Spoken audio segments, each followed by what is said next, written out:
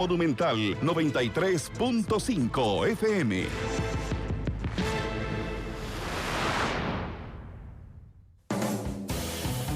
Vivimos en un mundo en constante cambio que usted merece entender, porque es imposible interpretar la realidad que vivimos sin conocer cada uno de sus colores. Porque muchos son los tonos de la actualidad. Presentamos Matices.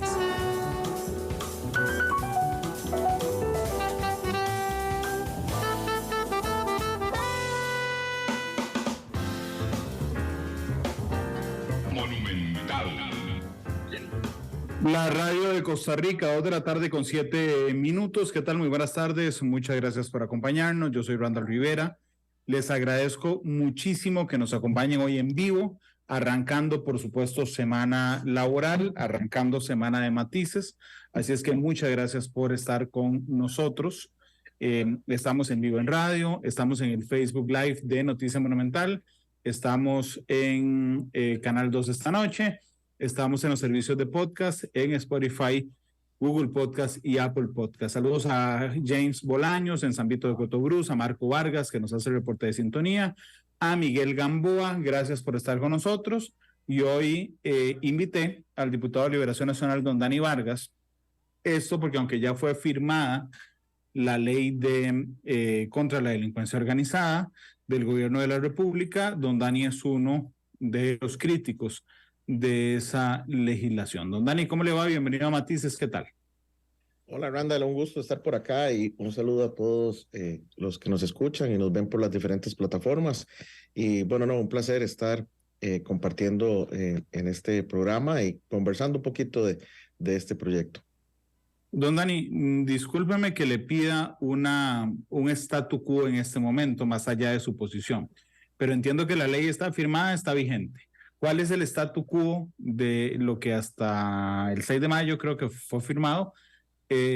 No el 6 de mayo, el 30 de mayo. Lo que hasta el 30 de mayo era una propuesta, don Dani. Bueno, Randall, efectivamente ya la ley es ley de la República, ¿verdad? Ya no hablamos de un proyecto. Ya la misma fue no solo firmada, ya fue publicada y por lo tanto ya entra en vigencia.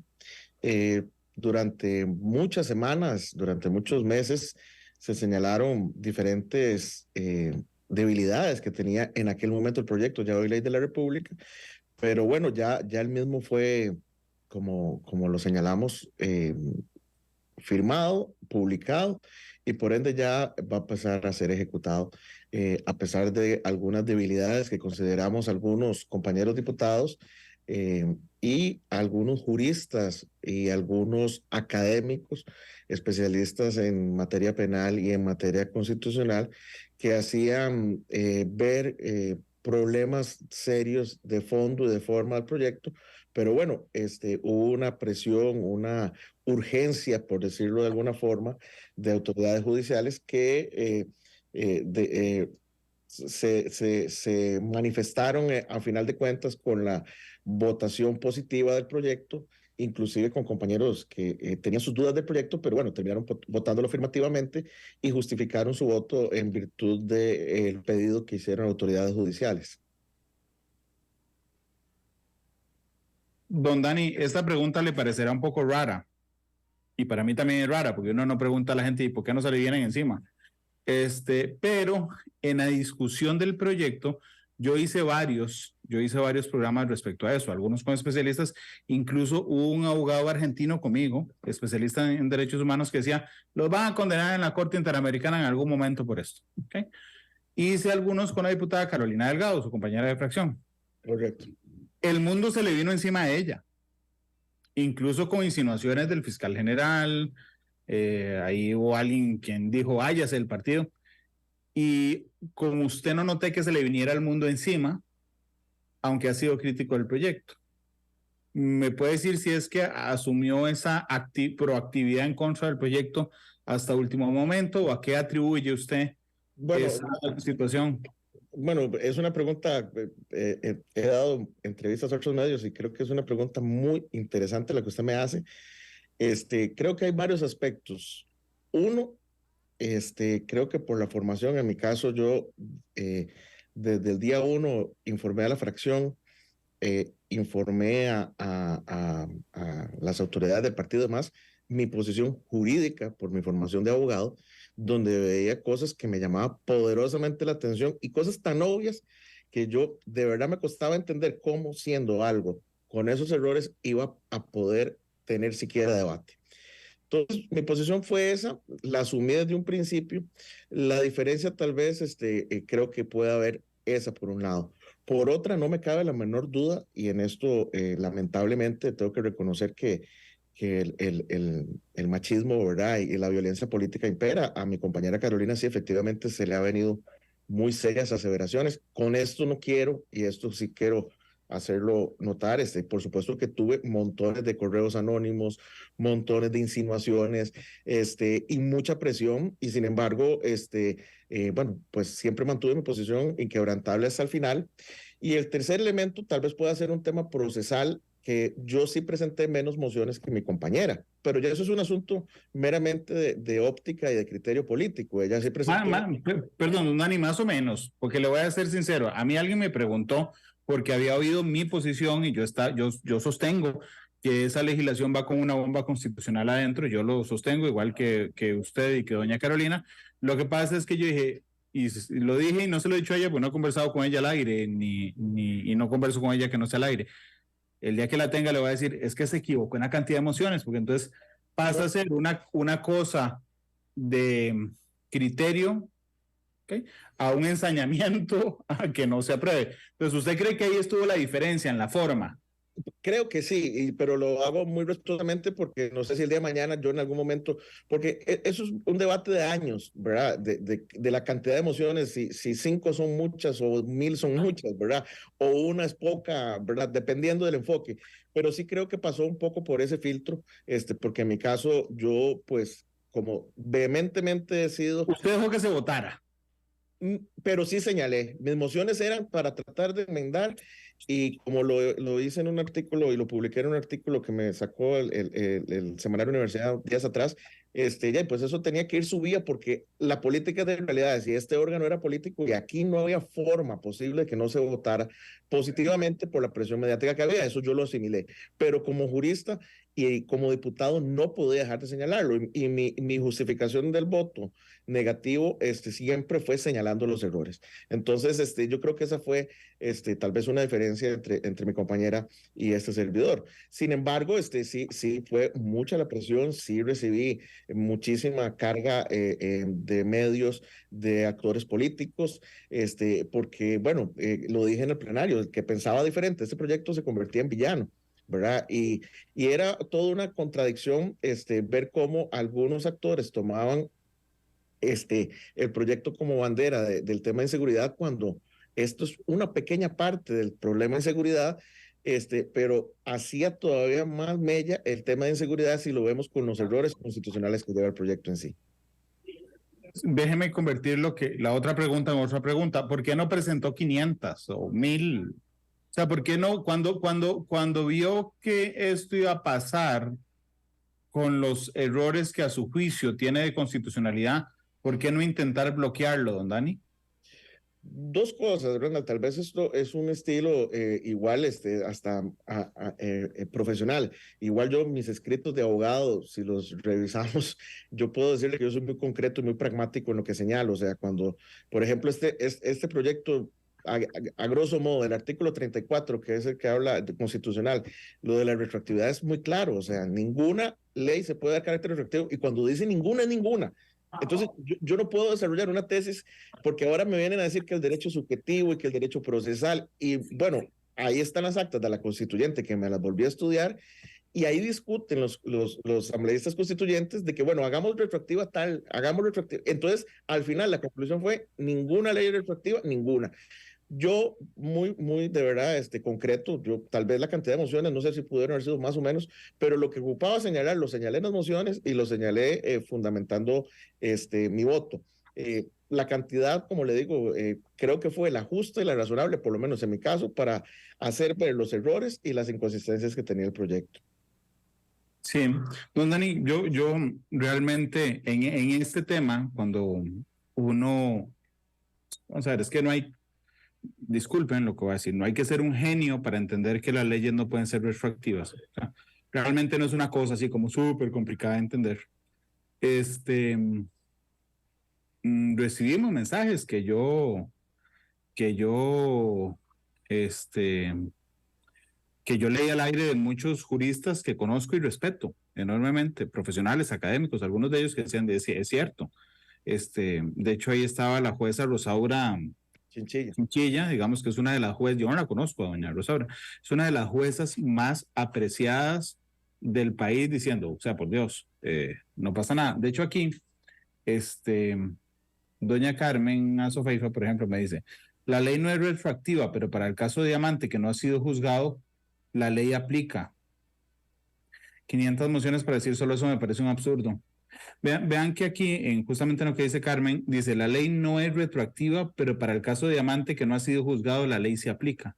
Entonces, ahí nos salimos del artículo 84 de la Constitución, donde dice, la ley no es retroactiva para ninguna ley retroactiva, no importa si ha sido juzgado o no. De hecho, veamos un momento, y perdón, yo quiero aclarar que yo no soy abogado, pero también quiero aclarar una cosa, la ley no está hecha para los abogados, la ley Así es, está hecha para los ciudadanos. así es. Y entonces no es tan difícil de entender. El artículo 34 de la Constitución, perdón, voy a volverme un poco más. ¿Por qué estamos hablando de retroactividad aquí? Porque el artículo 2, si no me falla es el 2 del proyecto, lo que dice es que esta ley que se firmó el 30 de mayo le da vida legal, digamos, a lo que se hizo antes de ella, ¿verdad? En dos palabras, es retroactiva. Y lo que dice el artículo 34 de la Constitución Política es lo siguiente. A ninguna ley, de hecho es muy cortito, a ninguna ley se le dará efecto retroactivo en perjuicio de persona alguna o de sus derechos patrimoniales adquiridos o de situaciones jurídicas consolidadas. Por eso es que, gracias a Carmen por su comentario, pero cuando dice, la ley sí aplica en este caso porque no ha sido juzgado, es que de igual está siendo retroactiva. O sea, aquí no dice, la Constitución no dice si no ha sido juzgado. Dice, a ninguna ley se le dará efecto retroactivo en perjuicio de persona alguna o de sus derechos patrimoniales adquiridos o de situaciones jurídicas consolidadas, don Dani. Y es que es un proceso, vamos a ver, Randall, creo que es parte de lo que usted dijo algo hace unos minutos que es muy importante, o sea, no hay que ser un genio, es más, no hay ni que ser abogado para poder leer un artículo que a todas luces la redacción es muy clara.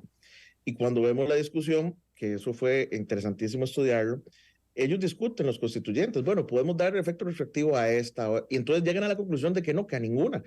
Y si usted ve ahí que efectos patrimoniales, o sea, esto, y yo lo señalé en el plenario, uno de los peligros más grandes es que abrimos una puerta que podemos hacer retroactiva de ahora en adelante leyes tributarias, leyes en materia de pensiones, o sea, podemos, partiendo del hecho de dejar pasar una retroactividad, podemos legislar en otras materias también de manera retroactiva con el pretexto de que esto urgía por un tema de seguridad ciudadana. Nadie está puesto al tema de seguridad ciudadana.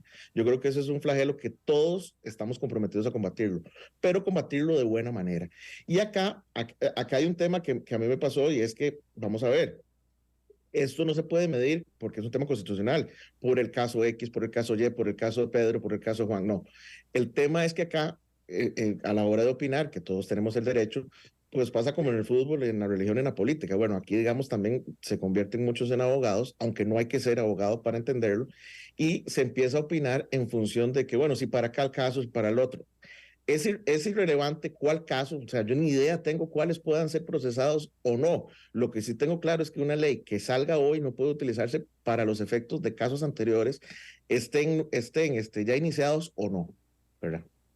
Sí, ya voy a leer porque entraron un montón de comentarios en Facebook. Yo busqué un criterio de la Procuraduría, que es el abogado del Estado. Digamos, es el Pepe Grillo que le dice, sí, todo bien, no, por ahí no, eso que estás haciendo está mal. La, la, la Procuraduría hace un estudio sobre la retroactividad y resulta que si hay una puertita que hemos abierto, digamos, en la práctica, aunque la Constitución no la señala. pero es contraria a esta. O sea, es completamente diferente a lo que estamos hablando. ¿Por qué? La Procuraduría dice, no toda situación de irretroactividad está prohibida. Y uno dice, wow, ahí ya, listo, se arregló. No, porque dice, la Constitución prohíbe dar efecto retroactivo a las normas. Ojo cuando digo normas, ¿verdad? No son solo las leyes, a las normas, cuando esta retroactividad produce perjuicio a una persona, afecta sus derechos patrimoniales adquiridos o situaciones jurídicas consolidadas. A contrario sensu, lo que los abogados complican, pero es en contrario, la norma jurídica puede ser retroactiva cuando beneficia a una persona, sin perjudicar a terceros. En este sentido, la norma tributaria penal que establezca una situación más favorable para el contribuyente o para los imputados, sí puede ser retroactiva. Así es. Sí, esto, bueno, en cuando uno está en las aulas, en procesos, digamos, en penal básico, bueno, y sí, ahorita sale una reforma legal de que la pena de X delito bajó de 10 años a 6 años y hay alguien que está ahorita purgando esa pena, ya pues le beneficiaría, ¿verdad? Porque ya no es de 10 años, es de 6, ya no tiene que estar los 10, sino 6. Eso se llama el beneficio de la pena, perdón, el beneficio de la retroactividad, digamos, cuando es en su propio beneficio, digamos, de la situación, en este caso penal, pero puede ser en tributaria, puede ser en otra área. Pero acá es todo lo contrario, como usted bien lo señala. Acá, digamos, el perjuicio que eventualmente se dará es porque en los casos, y entiéndase, en todos los casos, se va a aplicar una norma que, y es que aquí es donde viene la esencia, la ley ya tenía un artículo. Hay que remontarse en las leyes anteriores que trascendieron el proyecto 23.090 y una ley que pasó por acá, que venía redactada del Poder Judicial, derogó expresamente ese artículo. Y eso es todo el problema que hay. Y eso es lo que se ha querido solucionar, pero no lo solucionaron de la mejor forma. Porque la derogación de una norma, cuando se hace expresa, solo se puede traer a la vida jurídica nuevamente por una norma que así lo establezca. Entonces, eso es parte del problema, porque ya el artículo 2 existía en una de las versiones de la ley. Otra versión lo derogó. Y ahora, en lugar de volverlo a redactar, y es parte también del tema, doña Carolina tenía un proyecto que sí reinsertaba la vida jurídica ese artículo, pero bueno, ese fue archivado y fue un poco, digamos, ahí la disputa política, por decirlo así, que hubo en comisión de que cuál proyecto sí era y cuál sí y cuál no. Pero Claro. es un poco la temática que se dio en este proyecto. Don Dani, pero vamos a ver. Si me salgo de la interpretación legal, que yo insisto, yo no soy abogado, digo, realmente lo que uno nota es que, y voy a hablarlo a lo tico, los diputados anteriores cometieron un error, ¿no? En buen tico se la pelaron, dice uno cuando es un error sin ánimo de cometerlo. Los entendidos dicen que es que así venía del Poder Judicial. Ok, entonces, bueno, que se equivocaron, embarcados por el Poder Judicial. Entonces, claramente es un error que es feo, es impopular, porque derogaba una norma que es para la lucha contra el crimen organizado. Entonces, nosotros tiempo después, años después, le volvemos a dar vía jurídica, volvemos a establecerla, pero decimos, y aquí es lo peligroso, que esto tiene efectos hacia atrás y que entonces nunca estuvo derogada. Entonces, no sé, imagínense, hablemos de otra cosa, hablemos que sea delito la esclavitud, que la esclavitud esté vigente. Entonces alguien deroga la esclavitud y después la derogan y entonces vuelve a estar activa. Entonces, eso echa por el piso un término que es muy valioso y se llama seguridad jurídica. Utilicemos el ejemplo, yo con todo esto, bueno, en Costa Rica hubo pena de muerte y después se quitó. Bueno, que se interprete y que se traiga una ley de que diga que no, que nunca estuvo derogada y que vamos a aplicarla. Bueno, eso es un tema de seguridad jurídica, que sería muy vendible porque ahora, bueno, no voy a entrar en ese tema de fondo, ¿verdad? Pero para mucha gente dice que la solución para resolver el país es traer pena de muerte, pero lo cito coloquialmente el ejemplo porque, bueno, sería como traer algo que está así. Y aquí, Randall, es muy Y importante. aplicarlo, no solo traerlo, es traerlo y aplicarlo. ¿Se acuerdan todos los que no les generamos la pena de muerte? Ahora sí. Ahora sí se la vamos a aplicar. Al paredón. Sí, no era que estuvieran 35 años, nos equivocamos, había que aplicarles. Pero, y es importante, Randall, señalar algo, que es que este error, yo cuando me entero del proyecto y demás, viene por darnos cuenta de sentencias de altos tribunales, de tribunales de apelación, donde liberaron, porque se vieron en esa condición, porque existe la figura del prevaricato, que entonces un juez llega y dice, ¿cómo voy a resolver yo una apelación con una norma que no existe? Y así lo especificaron claramente tribunales de apelación, y ahí es donde uno, el mismo Poder Judicial, en la parte de la judicatura, empezó a enmendar el error. Entonces, ¿qué es lo que pasaba? Acá en la Asamblea teníamos que enmendarlo ya en la ley, no en la interpretación del juez, ¿verdad? Por el principio de independencia del juez.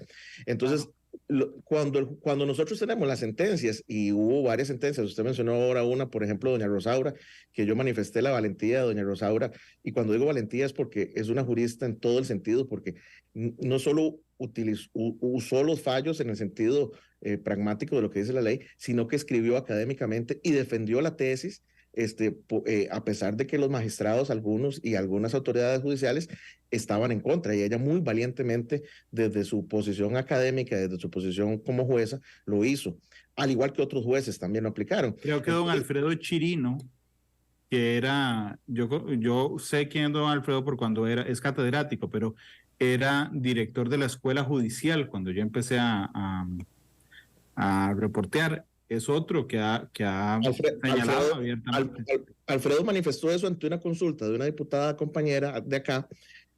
Alfredo es parte del Instituto de Investigaciones Jurídicas de la UCR, y documentó donde señala claramente que esa ley tiene efectos retroactivos y por lo tanto es inconstitucional.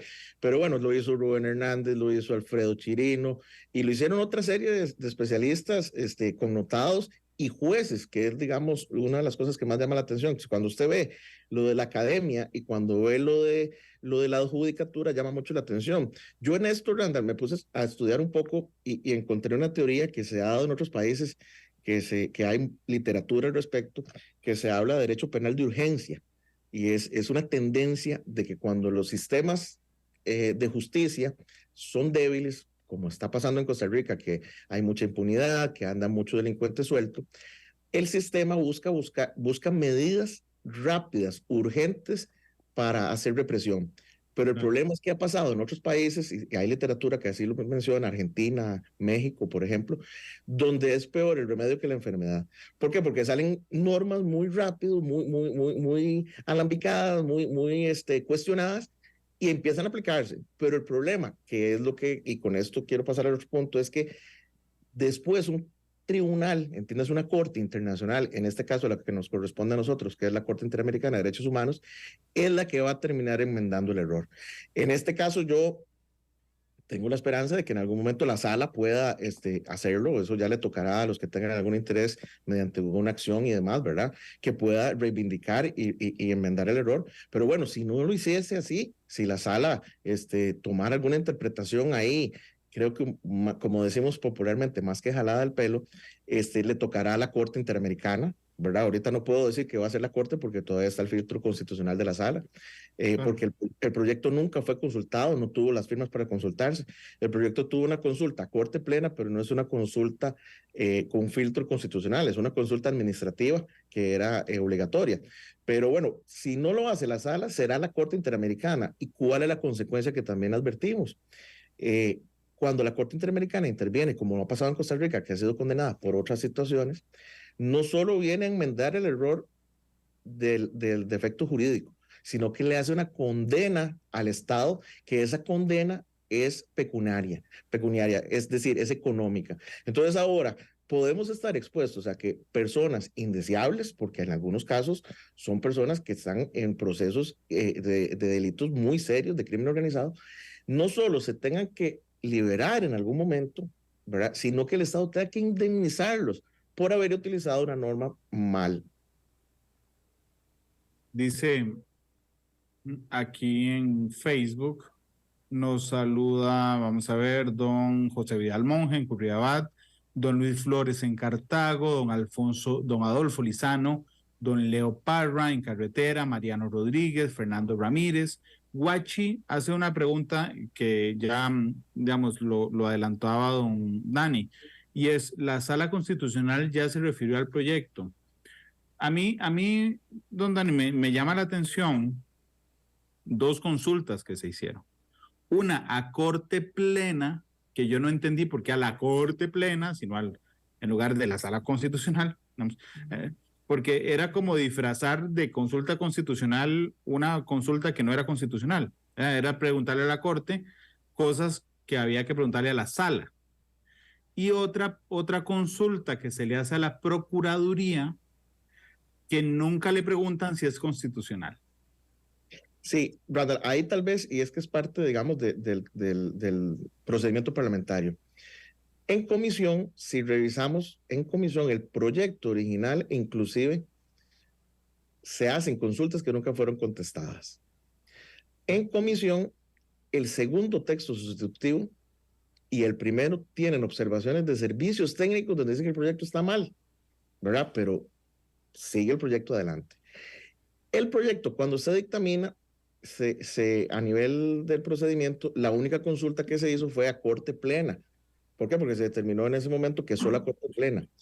Y por esa razón fue que, como se había dictaminado en corte plena, ahora en proceso abreviado, se tuvo que volver a consultar, pero es una consulta estrictamente administrativa. Era que si el proyecto tiene alguna implicación administrativa en la organización del Poder Judicial, es decir, que si pueden crear los tribunales de crimen organizado, que sea el presupuesto, o sea, es una consulta de índole administrativo, no de índole ni constitucional ni jurídico como tal, no lleva ningún análisis.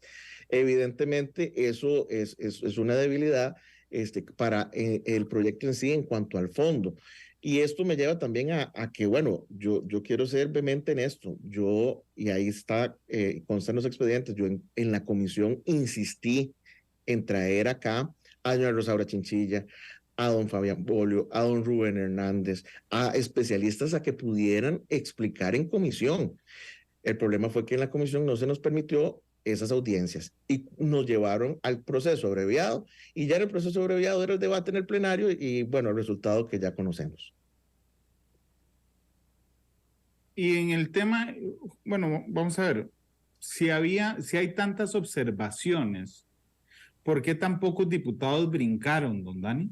Yo en algún momento dije, mira, será facilísimo obtener 10 firmas para la consulta. Bueno, don Randall, es que parte del derecho de urgencia, del derecho penal de urgencia, dice la doctrina, es que es un tema que ya hay que, vamos a ver, te pone en una condición, en el caso de los legisladores, lamentablemente que si usted no apoya la tesis, se va a ver, como nos pasó, en este caso a Carolina y a mí, nos vamos a ver bombardeados mediáticamente.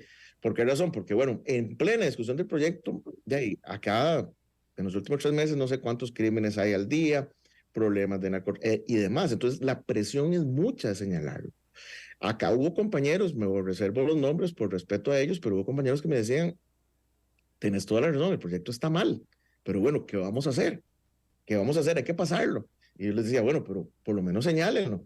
Y bueno, no todos se atrevían porque aquí la posición simple era decir, vamos a votar el proyecto positivo porque el fiscal que estuvo ahí en el plenario, don Carlos, y el presidente de la Corte, el señor magistrado Orlando Aguirre, estuvieron y nos pidieron que se votara. Bueno, yo respeto muchísimo la institucionalidad, respeto muchísimo al señor fiscal general, al presidente, pero yo no puedo dejar de señalar los errores y yo no puedo no puedo votarlo de esa forma.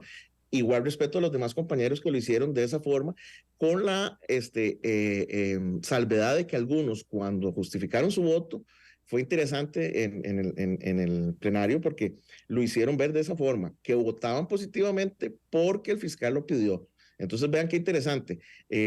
Muchos justifican su voto con eso, con la petición del fiscal general, no con argumentos sólidos, con argumentos jurídicos de que la ley tenga un fondo o un bien común, en este caso, ¿verdad? Que es lo que persiguen todas las leyes. Y a los que nos tocó, entonces, justificar el voto en contra, pues lo hicimos de una manera precisa, con errores, señalando los errores, en mi caso, argumentando los vicios de constitucionalidad y demás, y argumentando con muchísima precisión, perdón, sentencias de los propios tribunales de justicia y criterios académicos de los más connotados juristas nacionales e inclusive internacionales en alguna medida. Pero ¿cuántos votaron en contra, don Dani? Solamente Carolina y yo. 2. Solamente Carolina y yo, sí. No les alcanzaban los votos. No, y no alcanzaban para las 10 firmas. Las firmas, no los votos. No. Aquí hay un detalle interesante. Mañana, creo que hoy es 5, el miércoles, en apariencia, el fiscal había dicho que el miércoles era un plazo, o sí, porque si no estaba la ley para el miércoles, se iban a liberar una serie de cabecillas de crimen organizado. Yo no tengo, y es información que me imagino, obviamente no tenemos las fechas de los casos ni de cuáles eran, pero bueno, el miércoles en teoría van a extender, si el fiscal dijo, ¿verdad? Van a extender prisión preventiva a no sé cuántas decenas de crímenes, de personas que están en temas de crimen organizado. Lo Entonces, que generará las primeras acciones en la sala. Supongo que sí, pero sí es interesante ver, porque sí, digamos, con el respeto a los otros compañeros que votaron positivo, era porque sí se les puso un plazo. Si la ley no está en ejecución el 7 de junio, acá se van a liberar no sé cuántas decenas. Yo no entré en detalle a investigar cuántos son los que se hizo mención. Tengo entendido que el fiscal no pudo precisar mucho. Sin embargo, la semana pasada, varios casos se les extendió la medida sin esta ley. Hace poco se liberaron otros sin esta ley. O sea, el tema de la independencia del juez sigue teniendo una relevancia porque no precisamente una medida cautelar va a extenderse o no por una ley que entre como esta. Entonces, pero vamos a ver, posiblemente el miércoles, yo me imagino que el miércoles alguna noticia va a haber de que 2 o 3 casos se extiende prisión preventiva ya utilizando la ley. Si no es así, don Randall, yo creo que el fiscal dio un dato erróneo, pero el miércoles muy posiblemente vamos a ver en algunas noticias de que X o Y casos, no sé cuáles, no preciso, ni tengo información, pero debería extenderse, y es decir, el miércoles estaría estrenando la ley. Sí, lo que pasa es que estrenar la ley significa también abrir la posibilidad de atacar la ley.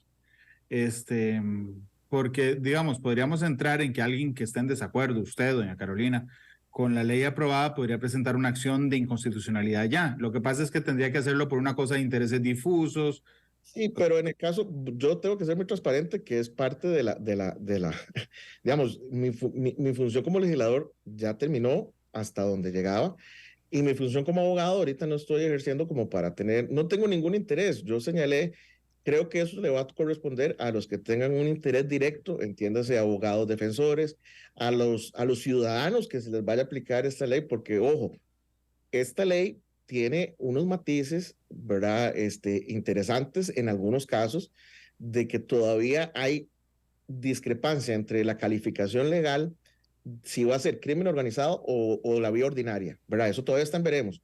Entonces hay ciudadanos que tal vez están inmersos en alguna causa y por el principio de inocencia, ¿verdad? O sea, van a verse inmersos en una causa, puede hacer que les digan, no, usted va para la jurisdicción penal ordinaria o para la de crimen organizado. Y ahí entonces van a haber una serie de conflictos en el sentido de que muchos ciudadanos van a empezar a ejercer su derecho, como bien usted dice, y van pues, a atacar la ley. Es que, digamos, hay gente, yo estaba muy ansioso que la Sala Constitucional revisara esto, justamente pensando en la cantidad de daño que podría hacernos como país una sentencia en 10 años, 12 años de la Corte Interamericana de Derechos Humanos. No, y además ponernos en el mismo saco de países que usan normas derogadas, digamos, eso es horrible.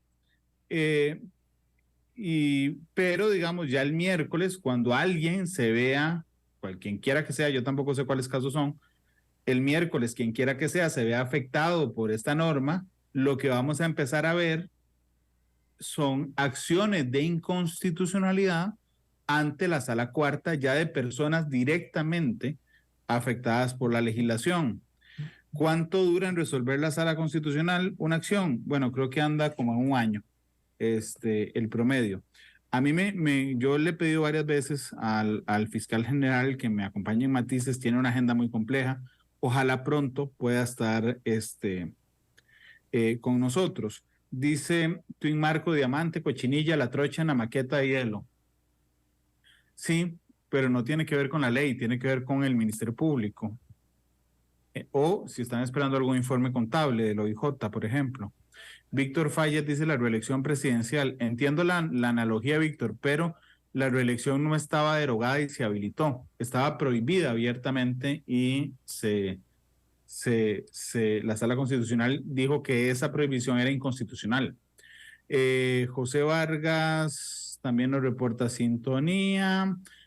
Marco hace una afirmación que a mí me llama la atención, es que dice, van a disculpar, pero la premura y el querer aplicar una norma inconstitucional parece que más bien quiere favorecer a los que le van a aplicar dicha norma.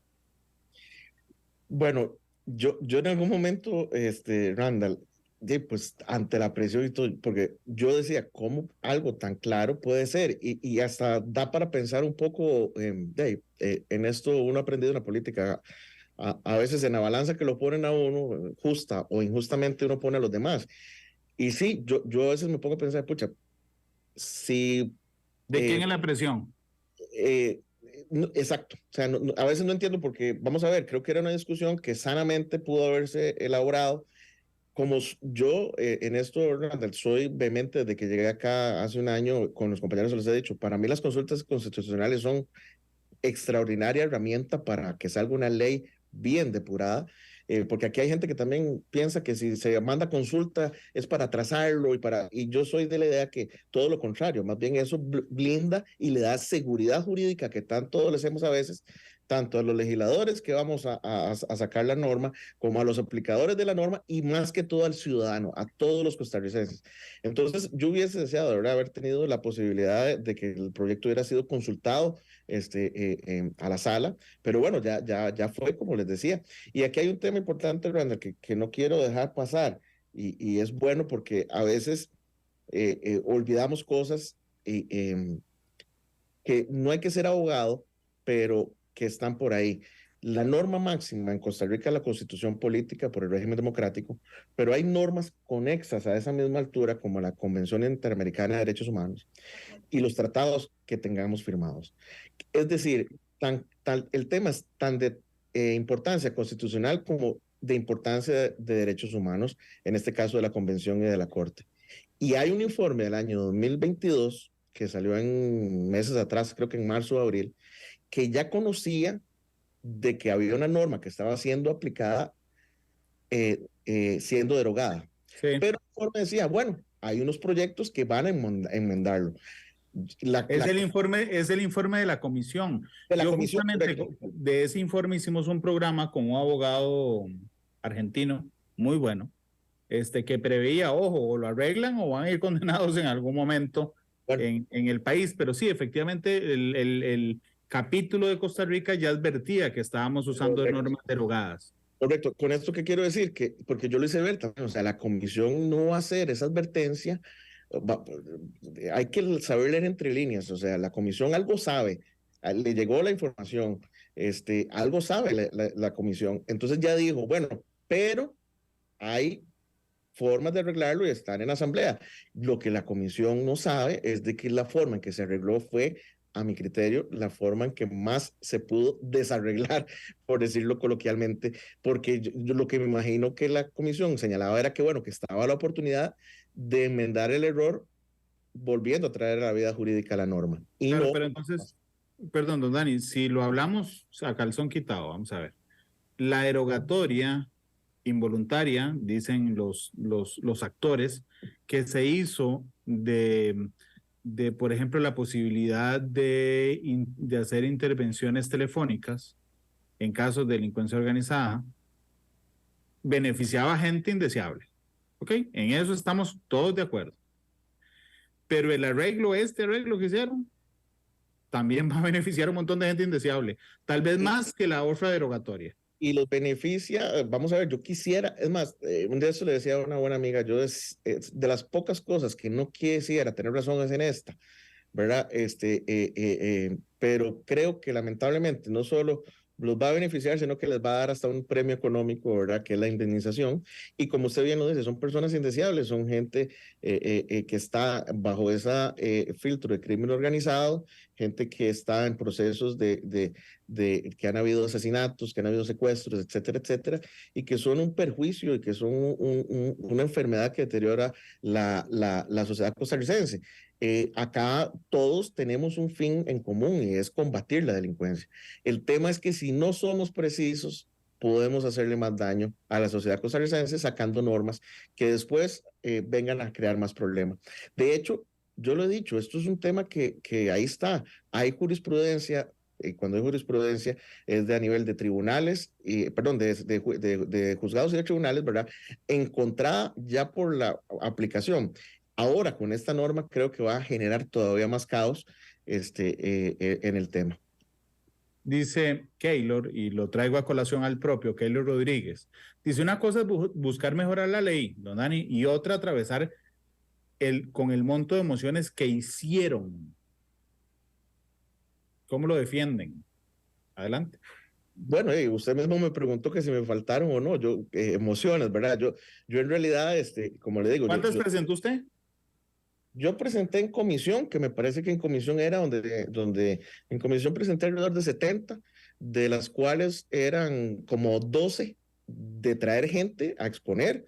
O sea, cuando digo es de traer especialistas constitucionales, penalistas y demás. Pero eso era en comisión. En comisión, no, en plenario presenté 9 y de las 9 retiré 2 y de las que quedaron me aprobaron una. Fue la única aprobada, ¿verdad? Que era un tema ahí de forma, y el resto fueron rechazadas, lo cual creo que es un número por lo menos razonable. No sé si hubieran sido más o menos. Yo con esas por lo menos expuse mi posición. Con respecto a lo de la compañera, pues como le digo, ella está en su derecho. No sé, en su exposición lo hizo claramente, ¿verdad?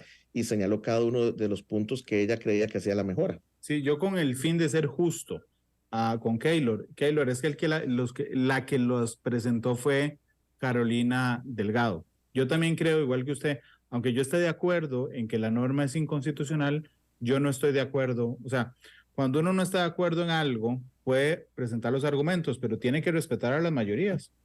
Así es que, bueno.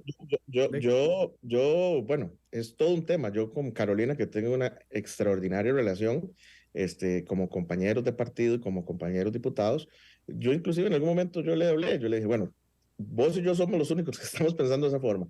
Yo voy a presentar esta cantidad. Ella no me dijo en su momento cuánto ibas a presentar. Cuando ya las presentó, y eso ella lo puede decir, yo respetuosamente le dije, mira, ¿no te parece que es un poco exagerado el número y reconsiderarlo? Lo hablamos en términos muy respetuosos, pero bueno, es parte del ejercicio que tiene y el derecho que tiene cada legislador, ¿verdad? Son las 2:49. Permítame ir a la pausa comercial. Vamos a la pausa, la única, regresamos, los últimos 2 minutos del programa, y así don Dani Vargas, el diputado de Liberación Nacional, pues pensará también la canción que pedirá al cierre de Matices. Son las 2:49, vamos a la pausa y volvemos.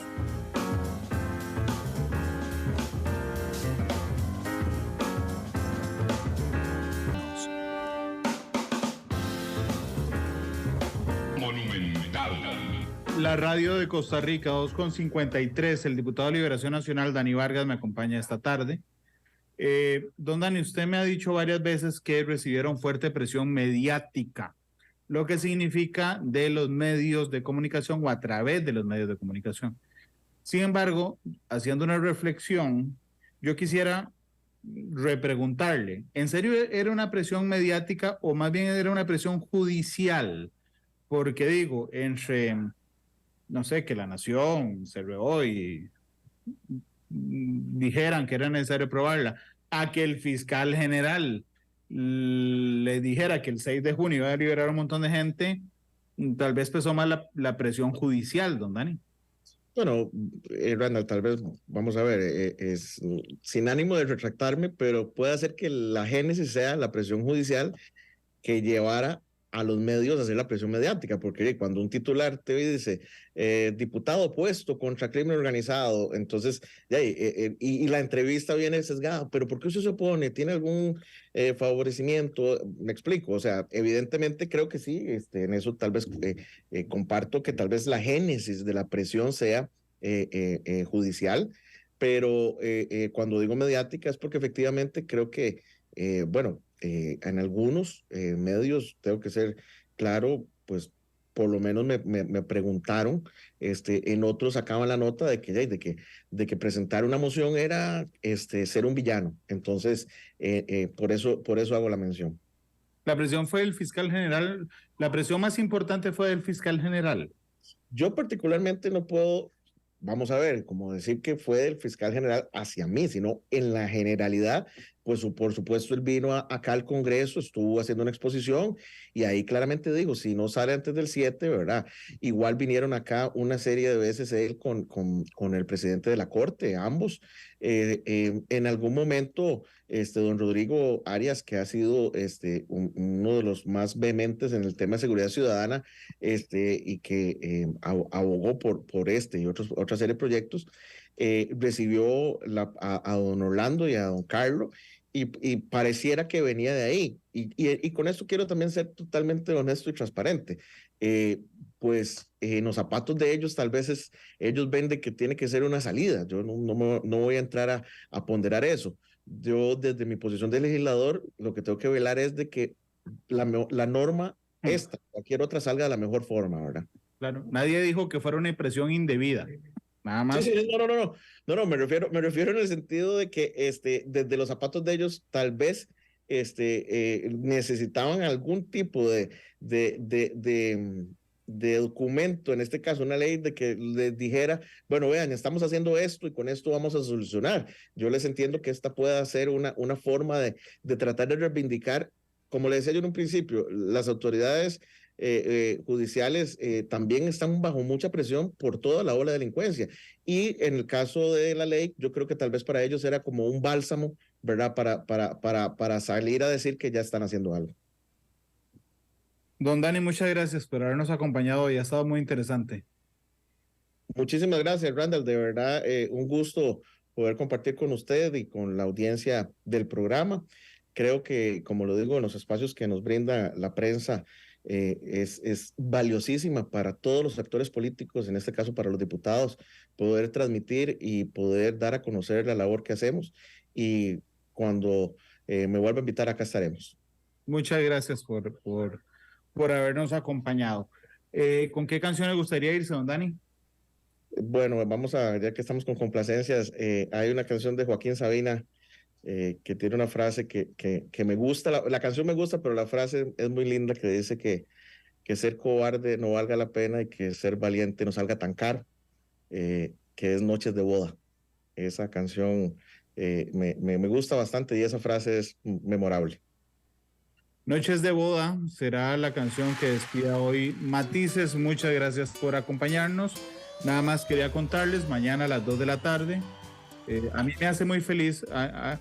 Yo entiendo que hay gente que no le guste sus libros. A mí me gustan mucho y realmente no sé, a mis 17 años, 18, cuando leí por primera vez Caballo de Troya, me encantó. Y Juan José Benítez se convirtió a partir de ahí en uno de mis autores favoritos. Mañana Juan José Benítez estará conmigo en Matices, en vivo, así es que invitado mañana. Quienes sigan los libros de este autor español. 2:58, el maestro Sabina de Matices. Feliz tarde, hasta luego. Que el calendario no venga con prisa.